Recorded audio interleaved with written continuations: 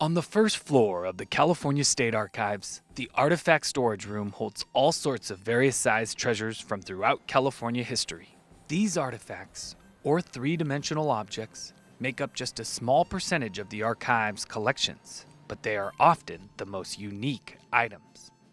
This desk was Governor Earl Warren's. It was used in the 1940s and early 1950s for ceremonial bill signings. More recently, Governor Arnold Schwarzenegger liked to borrow this desk from the archives for his bill signing ceremonies. These items came from the Preston School of Industry, an institution for juvenile male offenders from 1889 to 2011. The school had a military training program and vocational programs for construction, agriculture, and cooking. The California State Archives is a division of the California Secretary of State's office, so one of our collecting areas is artifacts and ephemera related to elections and voting.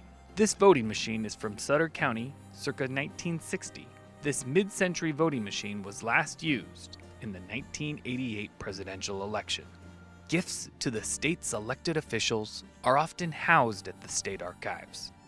In 1968, Pine Eisfeller donated this beaded replica of the Great Seal of the state of California.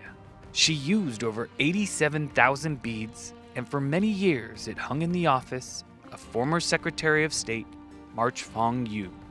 From 1976 to 1982, the Capitol Restoration Project served to shore up the foundation to the California State Capitol. The State Archives is the official repository of the project's artifacts, which show the original fine craftsmanship from 1860 and also include many architectural elements and on-site finds, such as old bottles, pottery shards, and more.